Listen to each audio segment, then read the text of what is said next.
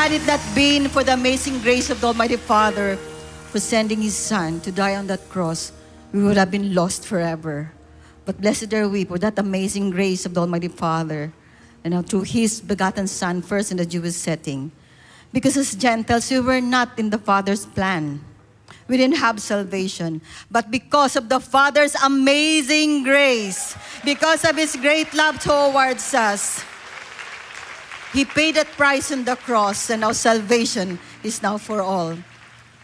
Blessed are we, sons and daughters, living in this generation, because we have seen the fulfillment of the Father's plan from the very beginning, now fulfilled in the life of His appointed Son, and now in the sons and daughters of the Almighty Father. Blessed are we, because we have our beloved pastor with us. And now He is reigning in righteousness and glory. So as one kingdom nation of sons and daughters, let us all pray the prayer of fulfillment, confession, affirmation of sons and daughters. Our fathers.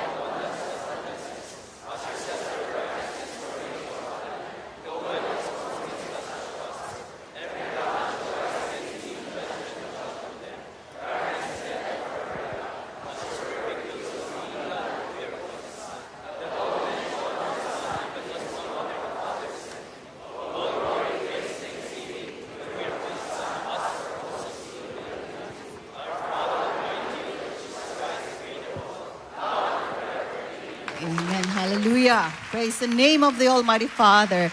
Now for the seal of God, the seal of salvation. I believe in God, the Father Almighty, Jesus Christ, the creator of us all, and to His appointed Son, us for all the secrets, whom the Father has made anointed, appointed Son of God and His blessings, the name of God, His creation, His name of the nation, His spirit of Israel, His command, His word, His apples, His Holy Ghost, God, the Holy Spirit, Amen. Hallelujah. Praise the name of the Almighty Father. Blessed are we, sons and daughters of the Almighty Father, because we are living in the age of enlightenment, the age of fulfillment. Because we know that the Almighty Father is now here, and He has come in a manner that the world did not expect, because He is now in the body and life of His appointed Son. And now the Almighty Father in heaven is not speaking to us from the distant, but is speaking to us through the voice that is coming from His temple. And this is the voice that will make a difference and a true change in the lives of sons and daughters. And that call continues today. So once again, from the water center here in the New Jerusalem, the river of life will flow freely. From the New Jerusalem, it will cover the face of the entire earth. As once again, enlightenment will come. The light of salvation will come upon the face of this earth. The truth will march on. Because we are indeed blessed, because we have our beloved pastor with us today. He's just an ordinary man like us. But he was called, he was chosen, he was anointed and appointed to become the Son of God in these last days, that all men should honor the Son, even as we honor the Father that sent Him, to feed us with a fresh manna of revelations and to personally bestow His blessing upon each and every one of us, sons and daughters of the Father all over the world.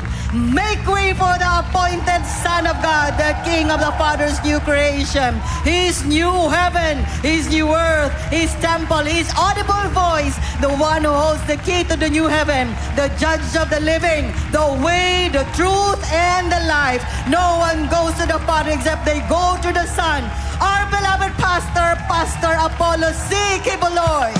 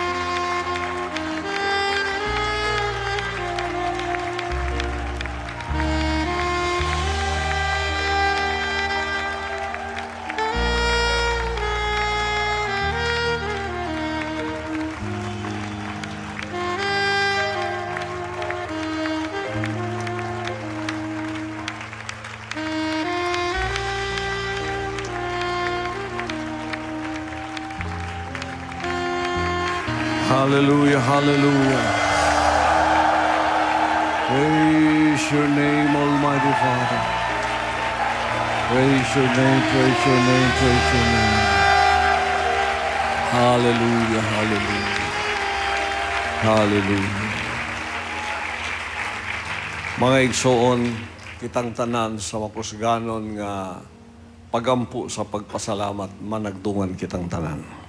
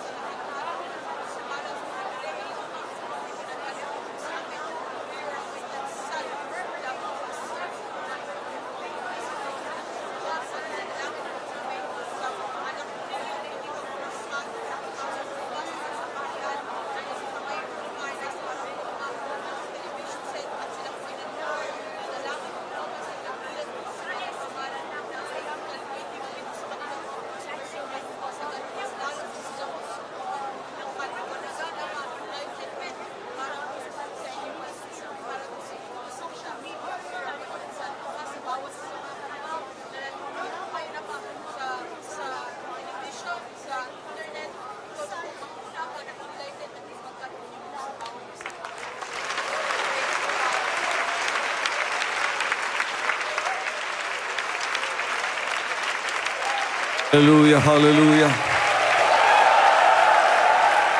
Let's give the Father one big victory shout. One big clap offering for Him. Praise the Father. Are you happy? Shake the hands of those around you and say, the Father's blessings be upon you. May the Father bless all of you, my brothers and sisters. Praise the Father. Hallelujah. Ang mission pong ibinigay ng Panginoon sa akin ay ipalaganap ang mensahe ng Kanyang kaharian. Sapagkat alam ng Diyos na ang tao na ibig maligtas ay naghahanap siya ng paraan upang siya ay maligtas. At sa huling araw na ito, ipinagkaloob ng Diyos ang isang ministry na pinahiran ng Kanyang langis upang ipangaral ang buong katotohanan. Doon sa lahat ng mga nagbubukas ng kanilang puso, sincero, naghahanap ng katotohanan, at hinahanap talaga ang tunay na daan papunta sa kaligtasan at katotohanan. Kaya't nakita ng Diyos ang pagnanasang yan. Kaya't siya po ay nagpadala ng tao sa katauhan ng inyong pastor na kanyang pinahira ng langis at paglilingkod na kanyang itinayo 2,000 years ago. Na ito'y palaganapin mulang-mula dito sa Pilipinas at papunta na po sa buong sanlibutan. At nagpapasalamat ako sapagkat nakita po ng Diyos ang inyong lugar sa Cavite na siyang isa na mababahagihanan ng magandang balita ng Kanyang kaharian. Hallelujah! Alam ng Diyos, pumunta kayo rito sa isang bagay upang kayo ay Kanyang pagpalain, upang kayo ay makarinig ng Kanyang kalooban, at upang kayo ay makatanggap ng mga kahilingan ninyong hindi na ibibigay ng sanlibutan o ng tao. Alam po ng Diyos yan. Alam niyang hindi kayo pumunta rito para manood ng basketball. Hindi kayo pumunta rito na alam ninyong may makukuha lamang kayong pagkain. Hindi po kayo pumunta rito dahil may nangako sa inyong bibigyan kayo ng pera. Ngunit, nakita ninyo sa mga invitations, nakita ninyo sa plugging natin sa TV, na ito ay isang krusada na ang inyong pastor na naririto buong-buo mangangaral ng mga salita ng Diyos. Kaya't ito ang dahilan kung bakit kayo pumunta rito. At dahil dyan, pagpalain po kayo ng ating buhay na Diyos. Sapagkat sa gabing ito, sa mga sandaling ito, ay ibabahagi ko sa inyo ang mga salitang tunay ng ating buhay na Diyos na alam kong pagpapalain ang mga pananampalataya ninyo. Kung anong nakukulang sa pananampalatayang yan, ay pagpapalain ng ating buhay na Diyos. Kung kayo ay nanghihina sa inyong pananampalataya, palalakasin niya kayo. Kung kayo ay may karamdaman, eto na ang pagkakataon ninyong magbukas puso at sumampalataya, sapagkat darating ang kagalingan sa inyo. Kung kayo ay nababagabag kayo, maraming kaguluhan sa buhay ninyo, litong-lito ang pag-iisip ninyo, napakarami ng inyong problema, hindi na ninyo alam kung ano ang gagawin, pumunta po kayo sa tamang dako. Sapagkat itong Diyos na aking ipinangangaral ay hindi lamang Diyos na mababasa ninyo sa mga libro, sa mga pahayagan o sa mga aklat. Ito ay isang buhay na Diyos na nagsabing siya ang prinsipe ng kapayapaan. At bibigyan niya ng kapayapaan ang iyong puso at isipan sa mga sandaling ito. Di na po kayo dapat pumunta pa sa doktor. Hindi na kayo dapat pumunta pa sa mga psychiatrists upang magkaroon kayo ng kapayapaan. Hindi na kayo dapat uminom pa ng tabletas upang mapayapa lamang ang inyong naguguluhang mga damdamin at pag-iisip. Ngayong gabi, ang inyong kailangan ay iisa lamang, na malaman ang kalooban ng Diyos at pagkayan ay napasa inyo dahil binuksan ninyo ang inyong puso. Iyan po ay matindi pa sa medisina, matindi pa sa doktor, sapagkat magtataka kayo, may milagrong magaganap sa inyong buhay. Sino ang gustong gumaling ng kanyang karamdaman?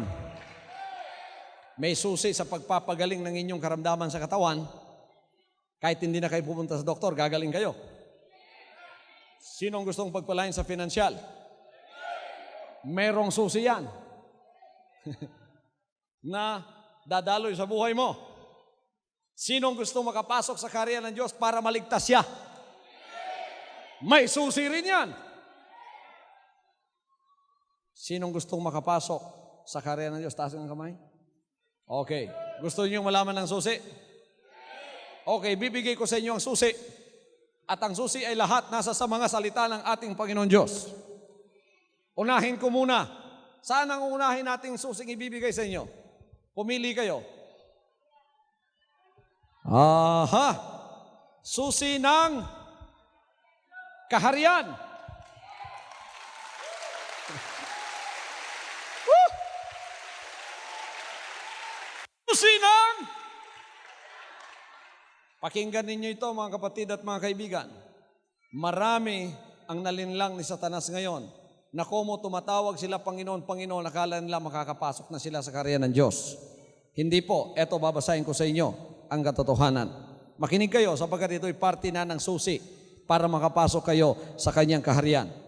Not everyone that saith unto me, Lord, Lord, shall enter into the kingdom of heaven, but he that doeth the will of my Father which is in heaven. Ang kaligtasan ay nasa pagpasok.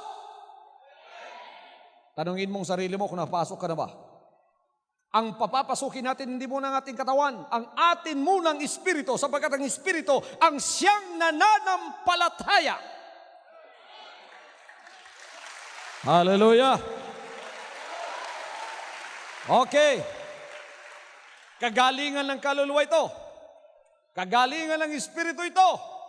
Susi upang makapasok ka sa kanyang kaharian na kahit mamatay ang physical mo, hindi mo na.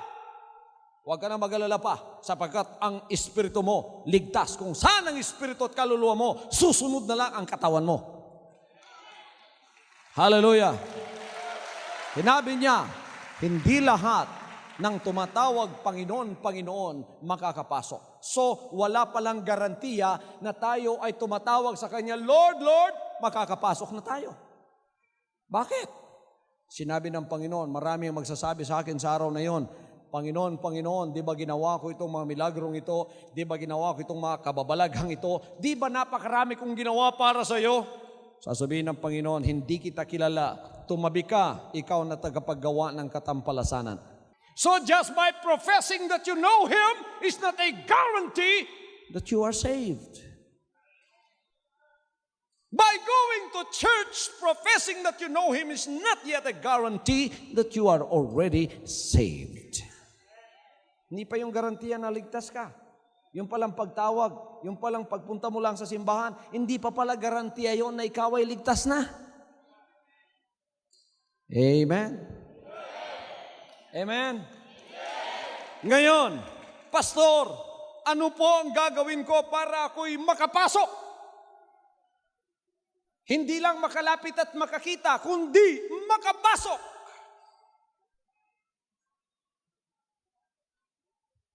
Kailangan magkaroon ka ng bagong espiritu.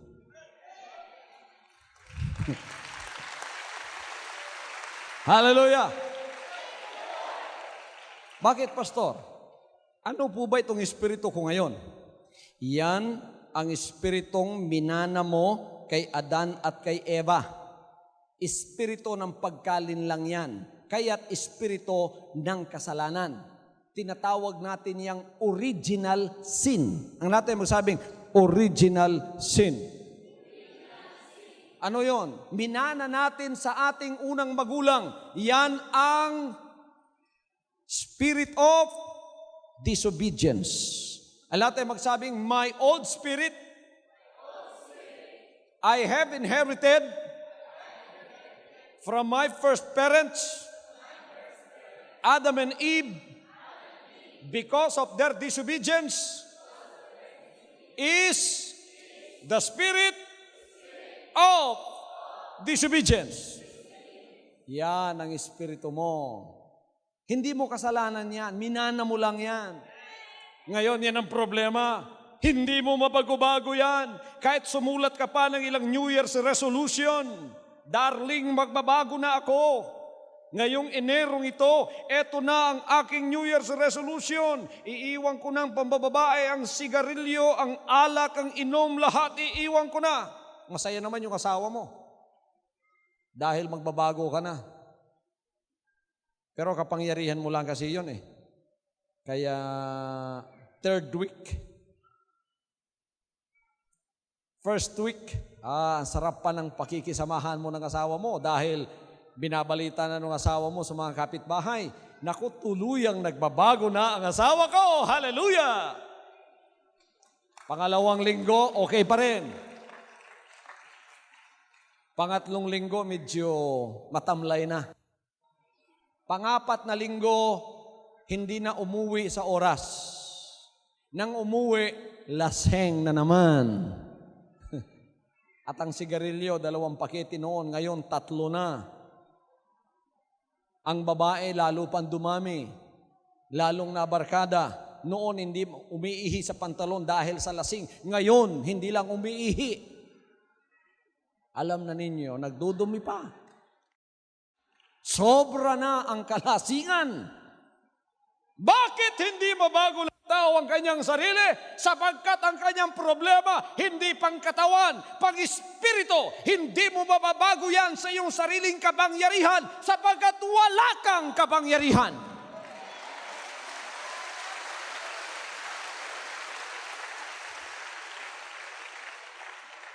That is a spiritual problem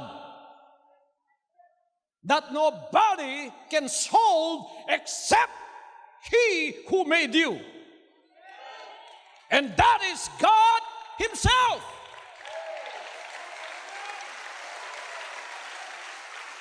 Kaya ano man ang gawin mo, ano man ang lahat ng pagsisikap mo, you will never regenerate and reform yourself totally, except God will do it for you. Hallelujah. Because your problem is not just a physical problem, it's not just a mental problem, it's not just an emotional problem, it's a spiritual problem. And therefore, the remedy should also be a spiritual one. Kailangan ng remedyo at kagalingan ng isang spiritual na problema, spiritual na remedy rin naman. Spiritual na kagalingan din naman. Ngayon, paano kang magkaroon ng isang bagong espiritu? Aha, yan ang susi ngayon. Gusto niyo magkaroon ng isang bagong espiritu? Alisin muna ang lumang espiritu. Ang cancer, madaling alisin. Cobalt, chemotherapy, mamamatay pa yung mga cancerous cells dyan. Pero itong espiritu, hindi mo nakikita. Paano ang bubunutin yan? New Year's resolution, hindi nakapagbago yan. Bilangguan, hindi makapagbabago yan sa'yo. Tingnan ninyo yung mga taong pabalik-balik sa bilangguan. Dila na lang ang walang tattoo. Pero pagka bumalik at lumawas na naman, pareho pa rin ang kanyang ugali. Ang tawag sa kanya, hardened criminal. Hindi nagbago. Lalo pang naging masahol ang kanyang buhay. Paano? ano ang gagawin ko upang magkaroon ng bagong espiritu at mawala itong aking lumang espiritu? Yan ang susing ibibigay ko sa inyo ngayon.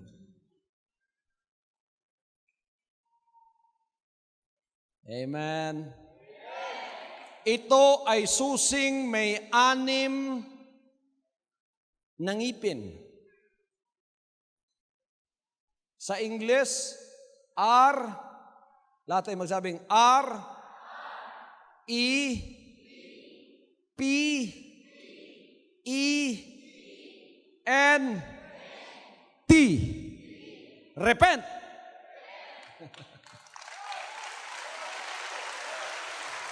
Woo! Hallelujah! Marami ang naging Kristiyano, ngunit hindi tunay na nagsisi. Pastor, mari mong maging Kristiyano hindi magsisisi? Mari, madali. Napakadali. In fact, maraming Kristiyano, ganyan ang kanilang buhay. Naging Kristiyano sa pangalan pero hindi talaga tunay na nakapagsisi. Paano? Tinuruan, ganito ang gawin mo. Taas mong kamay mo, tanggapin mo si Kristo, yung personal na tagapagligtas. Panginoon, tinatanggap kita sa aking puso, personal na tagapagligtas. Amen! Kristiyano na. Pero ang buhay ay walang pagbabago. Sino ang tagapagligtas mo? Si Kristo. Saan ka nagsasamba? Doon. May milagro doon? Meron. Kasama ko pa nga yung nagagawa ng milagro doon eh. Pero hindi nakapagsisi. Kristiyanong matatawag, hindi nakapagsisi, gumagawa ng milagro. Isang araw, haharap ka sa Panginoon. Sasabihin mo sa Kanya, Panginoon, Panginoon, hindi ba gumawa ako ng milagro? Hindi ba Kristiyano ako? Sabi ng Panginoon, tumabi ka, hindi kita kilala. Bakit? Ang nakikilala kasi ng Panginoon sa iyo, yung espiritu mo. Kaya pagka nakita ng Panginoon, lumang espiritu, dahil hindi ka nakapagsisi, hindi ka niya kilala. Kasi ang espiritu niya, hindi niya kilala. Ang espiritu niya ay galing kay Satanas na siyang naglinlang kay Adan at kay Eva na minana natin ngayon. Na kahit hindi mo kasalanan directly yun, indirectly, you are involved because you are the progeny of Adam and Eve. You are the descendants of Adam and Eve. Eto ngayon ang susi. Nang dumating si Jesus Christ, hindi ako unang nagdala ng susi. Siya ang dumating dito at nagbigay ng susi. Anong sinabi niya? Repent, for the kingdom of heaven is at hand. Hallelujah! Sabi niya sa mga tao, magsisi sapagkat ang kaharian ng Diyos ay malapit na.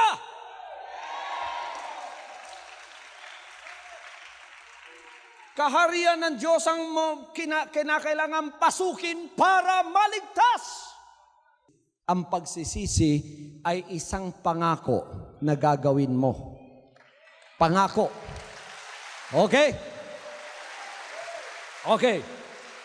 Sinasadya ko na ito'y dahan-dahanin ko sapagkat gusto ko pong talagang maunawaan ninyo. Lakip na yung lahat ng mga tagapanood natin sa telebisyon.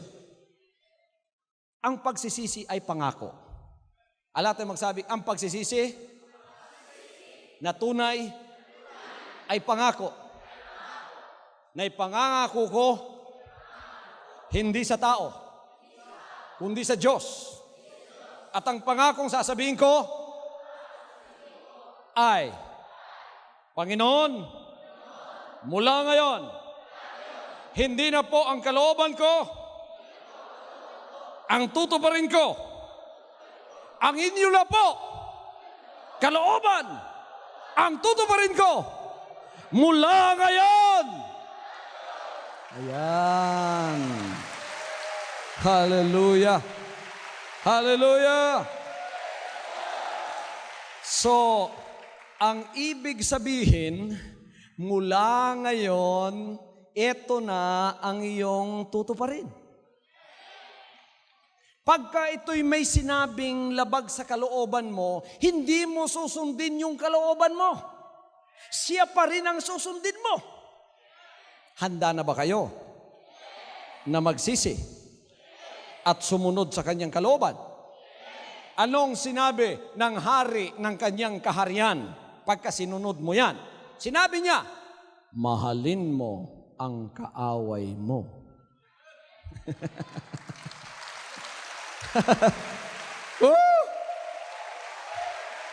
Ngayon, alisin mo ang galit sa puso mo.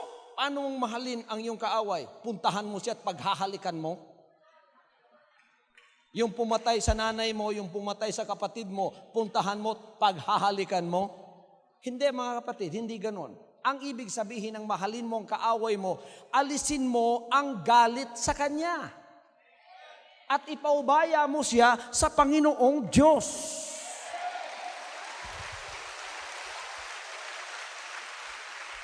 Do good to them that hate you.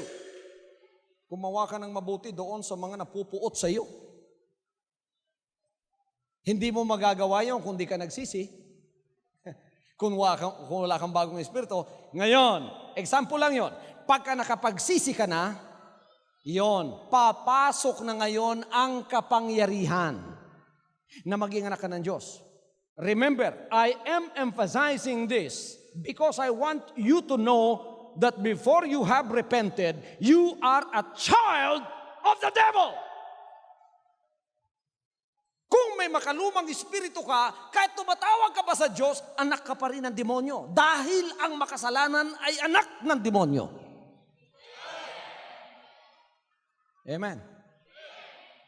Bago ka nakapagsisi, anak ka ng demonyo. Ang lahat ay magsabing, bago ako nakapagsisi ng tunay,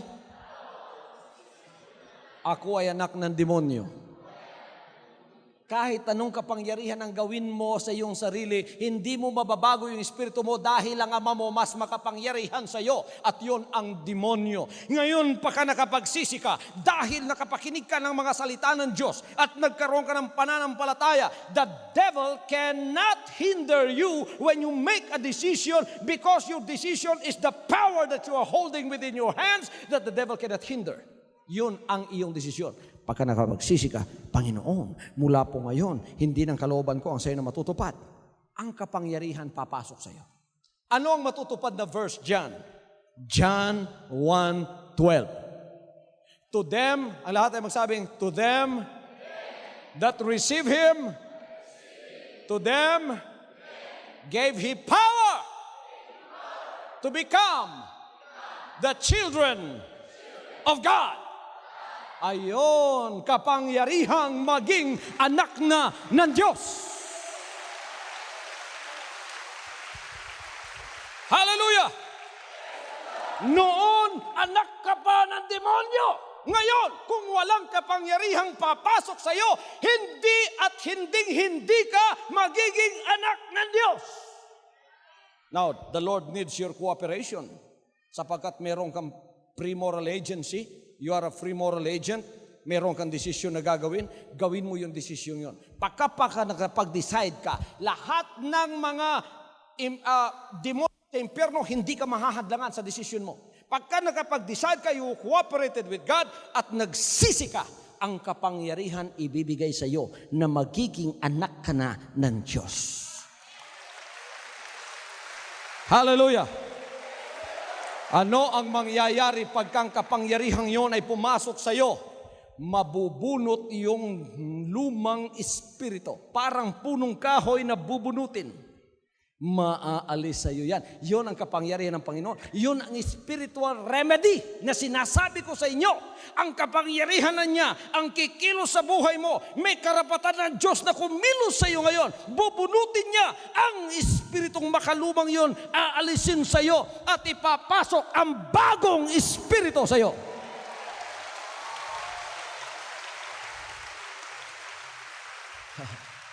Ipapasok ang bagong espiritu sa iyo.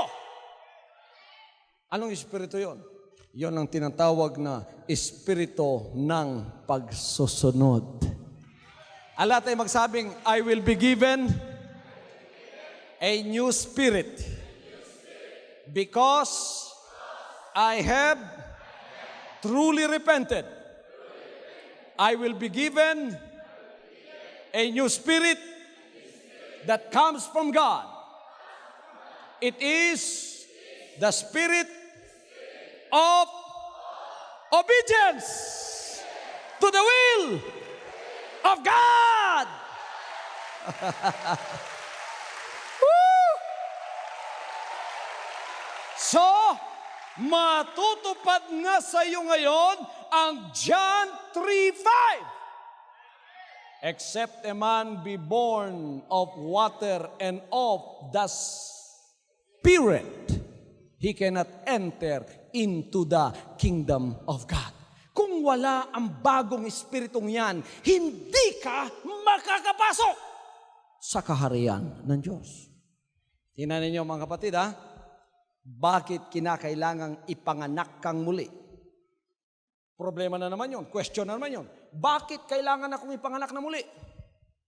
Ang lahat ay magsabing, ipanganak na muli. Bakit kailangang may muli? Kasi, naipanganak na kayo. Unang-una.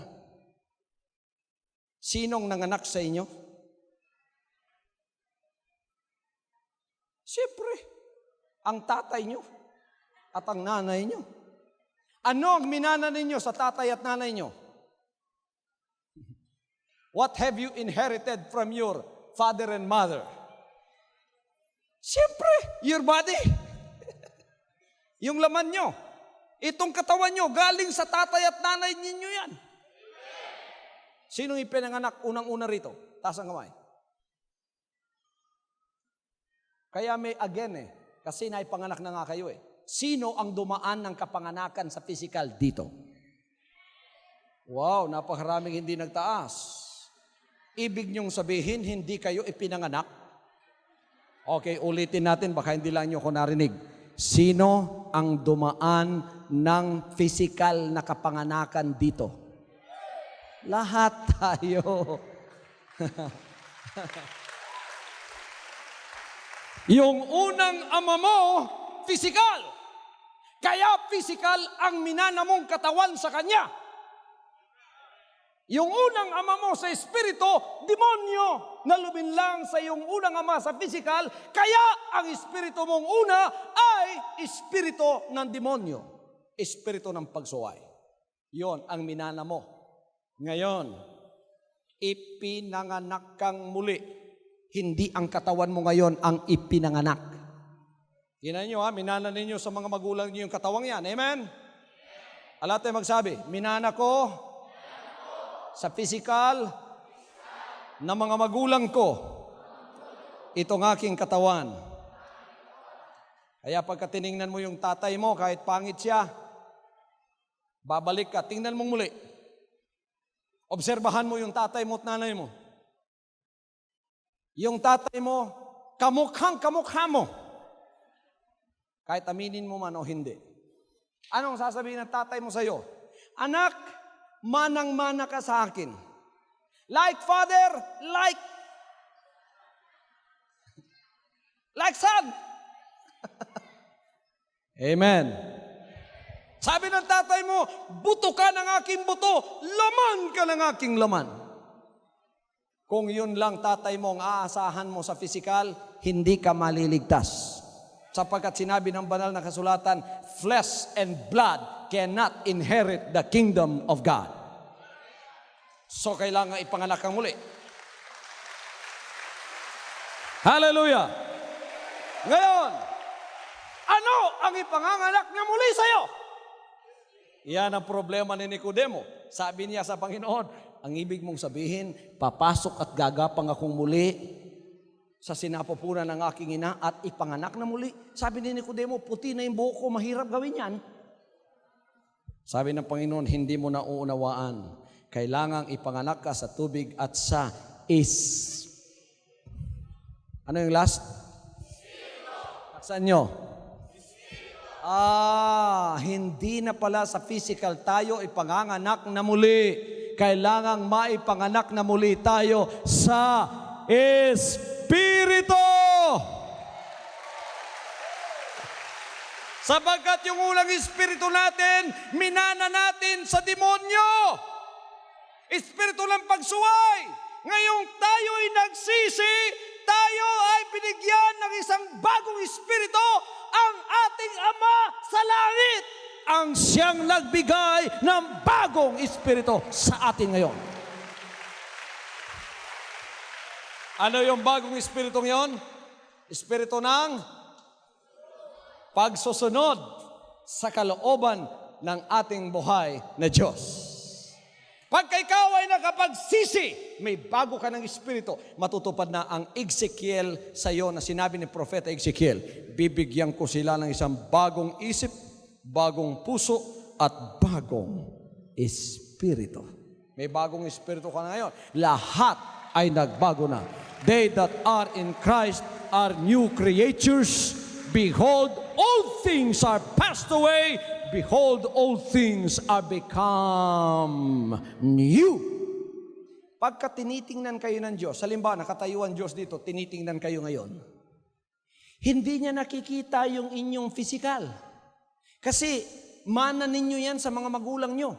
So wala siyang pakialam doon sa mga physical nyo, kay pangit kayo, kay pogi kayo, kay matanda kayo, kay bata kayo, kay pandak kayo, kay matangkad kayo, kay duling kayo, kay isang mata nyo. Wala siyang pakialam doon. Sinira na lahat ng demonyo yun. Ang tinitingnan niya pagka tiningnan ka ng Diyos na Espiritu. God is a Spirit. Those that worship Him must worship Him in spirit and in truth. Ang tinitingnan niya sa inyo, anong Espiritu meron kayo?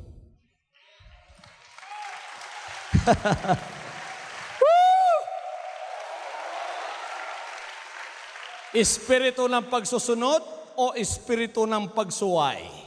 Kaya isang araw nangaral siya. Sabi ng ating Panginoon, ang lahat ng nakikinig sa akin at tinutupad ang aking sinasabi. Matthew 7:24, sinutupad ang aking sinasabi.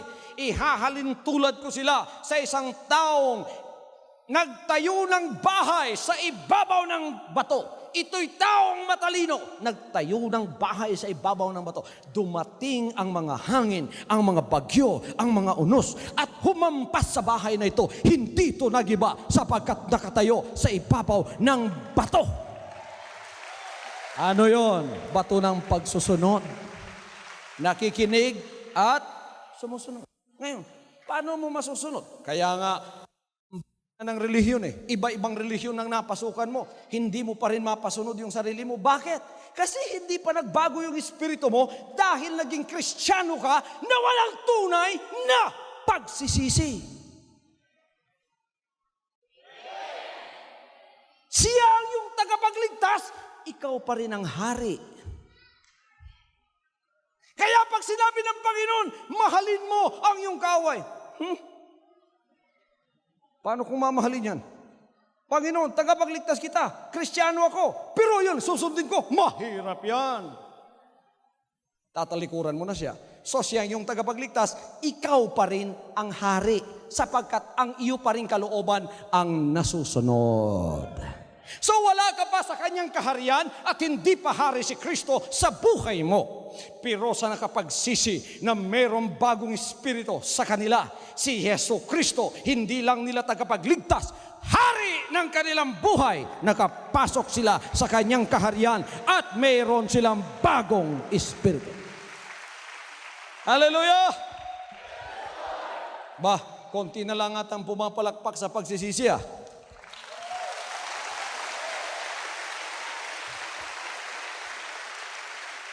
Sinong gustong makapasok ngayon sa kaharian ni Jesus Christ? Ano ang susi? Ano ang pagsisisi? Pangako na gagawin ko at sasabihin, ayun, not my will, but thine be done. So matutupad na yung sinabi ng ating Panginoon, repent for the kingdom of heaven is at hand. Except a man be born of water and of the Spirit, he cannot. The issue here is entrance. Not only being born again, pagka tinawag kayong born again, huwag kayong papayad.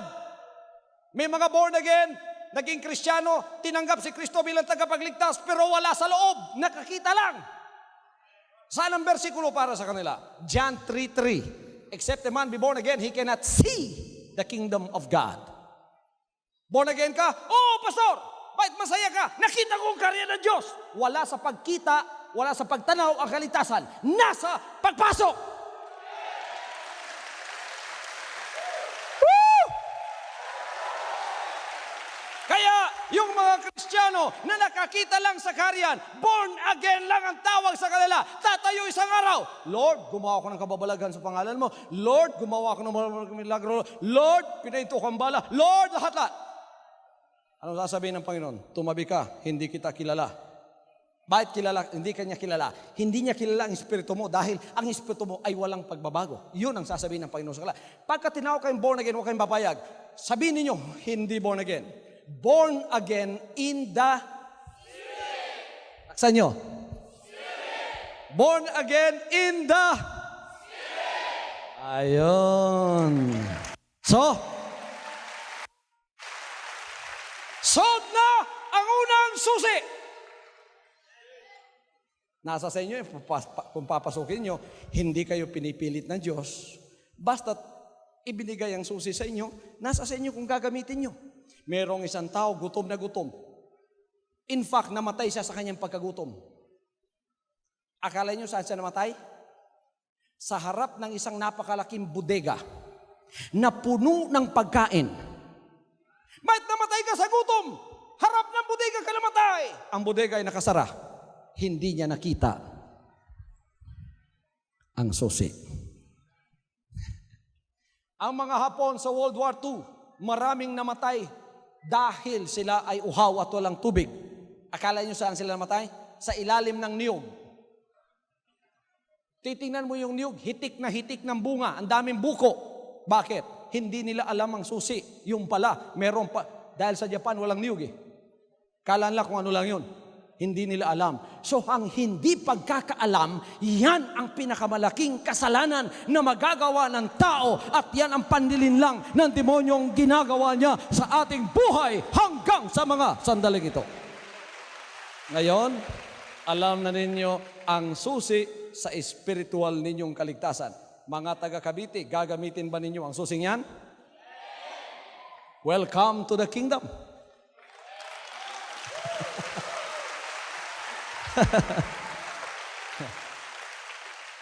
Pangalawang susi. Susi ng pinansyal. Sinong gustong makakita sa susi ng pintuan ng pinansyal at material na pagpapala? So yung makita ngayong gabi? Ito, babasahin ko sa inyo. Sinong gustong pagpalain na mabuksan sa kanya ang susi ng pagpapala sa langit? Mabuksan ang mabuting kayamanan ng Diyos sa langit. Gusto ninyo? Pakinig niyo sandali sa mga salita ng Diyos. I will read it to you. Deuteronomy 28, verse 12. Sinabi ng Panginoon, the Lord, ang natin mo sabihin, the Lord, laksan natin, the Lord shall open unto thee His good treasure, the heaven, to give you rain in thy land in due season. Ang tanong ngayon, paano? Susi na naman. Paano, pastor? Gusto kong malaman kung paano ko mabuksan ang langit.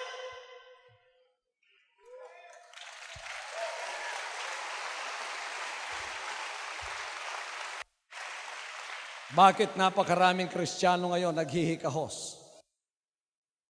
Sarado ang langit sa kanila. I want, before this service is over, I want everyone here to listen carefully because I want an open heaven for you. Pag umuwi kayo, tumingala kayo. Ang langit sa Davao City, ang langit sa Manila, ang langit sa Amerika, ang langit sa Japan at Korea, at ang langit sa Pilipinas ay pare-pareho ang kolor. Bakit sa iba bukas at sa iba sarado? Bakit sa iba naghihikahos, anak din ng Diyos? Bakit sa iba masagana? Kasi ang iba nakakita sa susi, ang iba naman ay hindi. Pastor, mahirap siguro yan. Yung ang bahay namin na hirap buksan, Pastor. Lalo na yung susi ko na napilipit na. Hindi ko na halos mabuksan. Yung ang bahay ko, alam ko ang susi, hindi ko mabuksan. Ang langit, napakahirap siguro niyan. Mahirap nga kung hindi mo alam ang susi. Gusto ba ninyong makita ang susi upang mabuksan ang langit? Eto, makinig kayo. Sinabi niya, if, alam tayo magsabing, if I will not open you the windows of heaven, open you the windows of heaven, and pour you out a blessing that there shall not be room enough to receive it. Kundi ba, laksan natin, kundi ba, bubuksan ko ang dungawan sa langit, bubuhusan ko kayo ng pagpapala na walang silid, na kalalagyan. Woo! Hindi ko pa pinakita ang susi. Sinabi ko lang na maari talagang buksan. Maari talagang buksan. Na pagka nabuksan ang langit, ang ibubuhos pala pagpapalang walang silid na kalalagyan. Kaya pagka napasa inyo ang susing yan, pag-uwi ninyo, palakihin na yung bahay nyo. Kung walang garahe, lagyan ninyo ng 3. Kung ang frigidaire nyo maliit, lagyan nyo malaki. Maliit ang bahay nyo, bumili na kayo ng bago. Sabagat ang pangako niya ay hindi magmamaliw. Okay?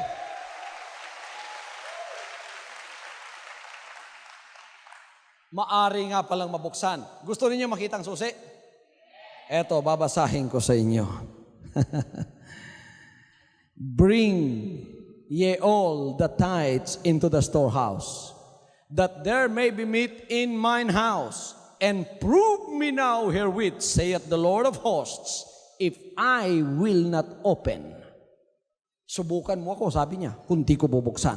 Ano ang susi? Pagbibigay ng tithes, 10 bahagi. Itong financial na ito, espiritual na bagay, ang gusto ng Diyos ay buhos sa iyo. Gusto niyang maging maluwang ang pagpapala sa iyo. Ngunit may susi na dapat nating mabuksan ang pagpapalang yan. Maraming mga anak ng Diyos ayaw sumunod dyan sapagkat yun nga, hindi nila hari si Kristo. Tagapagligtas lang nila. Hindi pa sila nakapagsising tunay. Ang lahat ng nagsisi rito na tunay at nagsabing, not my will but thine be done, taas ang kamay. So, ang sikreto at susi ng pagpapala ay pagbibigay. Ang lahat ay magsabing, sikreto ng pagpapala, financial, material, ay pagbibigay. Anong sinabi ng Panginoon dito sa Lucas 6:38? Give, ang lahat ay magsabing, give, and it shall be given unto you. Good measure, pressed down, shaken together, and running over, shall men give into your bosom. For with the same measure that you meet withal, it shall be measured to you again. Magbigay kayo at kayo ay bibigyan. Susi talaga ang pagbibigay. Magbigay kayo at kayo ay bibigyan. Takal na mabuti, pikpik, liglig at siksik, ibibigay ng mga tao sa iyong kandungan. Sa sukat na iyong ipinanukat sa pagbibigay, siya ring sukat na gagamitin sa pagtatanggap mo. Palakpakan natin ang ating buhay na Diyos. Hallelujah! Magbigay tayo ng offering sa Panginoon. Clap offering. Shout offering. Praise offering.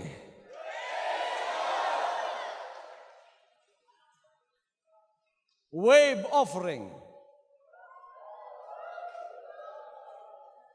Yan, wave offering yan. kamay lang. Kung may panyo kayo, may pamaypay kayo, pwede na rin. Wave offering yan. Amen? Okay, smile offering. Puro offering yan. Kung ano ang binibigay mo, yan ang ibabalik sa iyo. Kung anong tinanim mo, siyang aanihin mo. Kung gaano karami o kaliit ang tinanim mo, siya ring babalik sa iyo. Nagtanim ka ng konti ang aanihin. Nagtanim ka ng marami, bakit ang iba walang ani? Pati binhi kinain.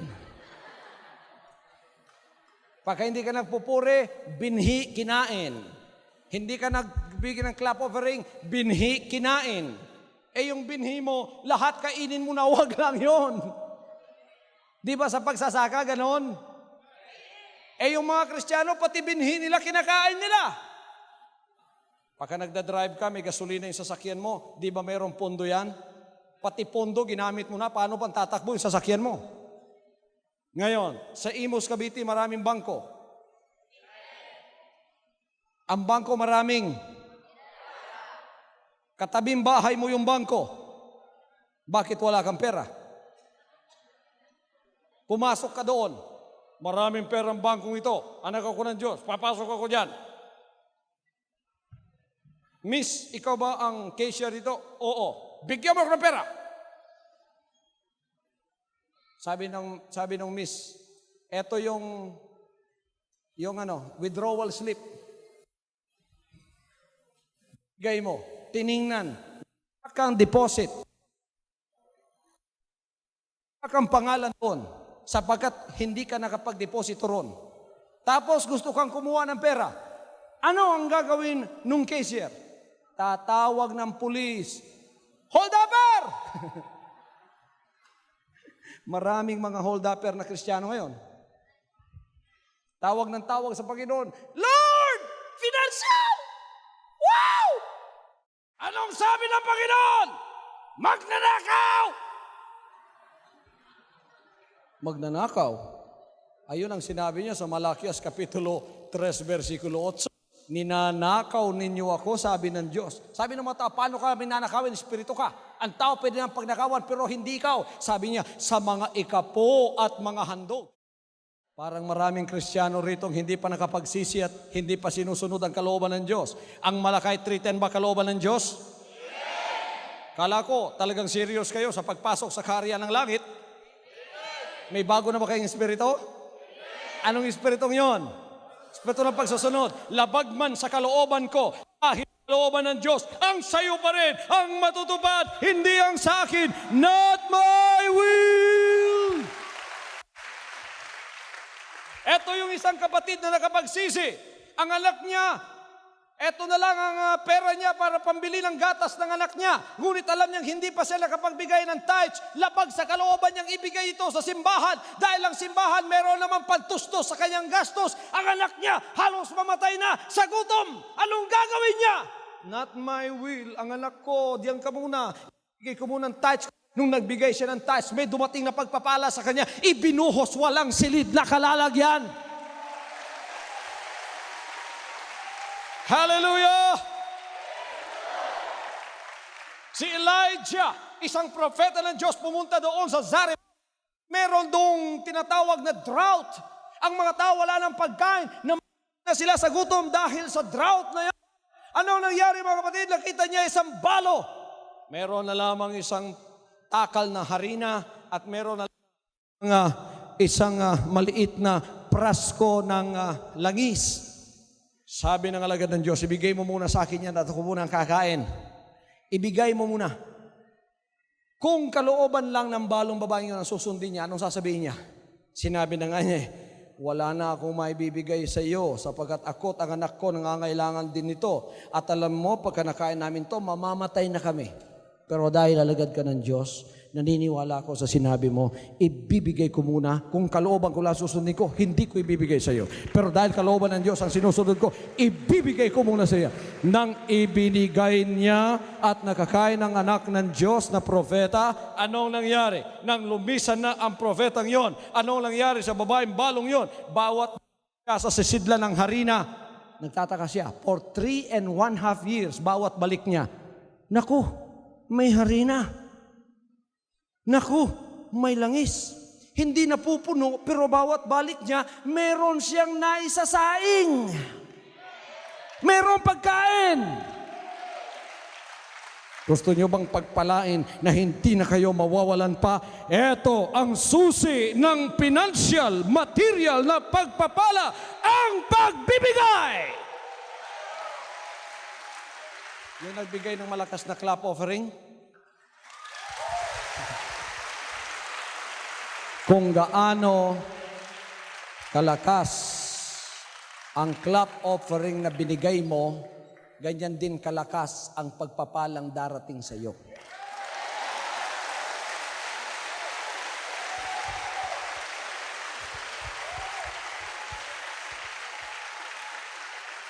Nakapansin na ba kayo, nang pinagpala kayo, hindi niyo napigilan, napapalakpak kayong ang lakas-lakas?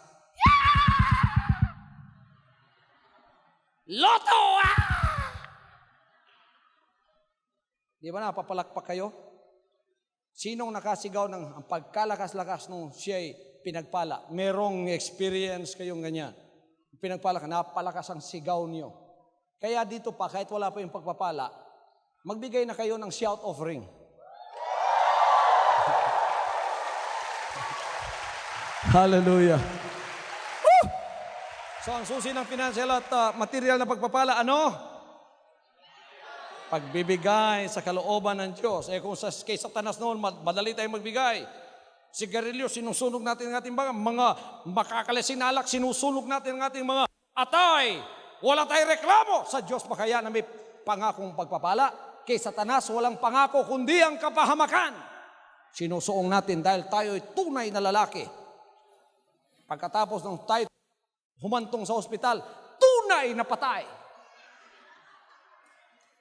Sa Panginoon, pagkasinunod mo, tunay na pagpapala, tunay na buhay, tunay na daan, tunay na katotohanan, tunay na kaliwanagan, tunay na kaligtasan.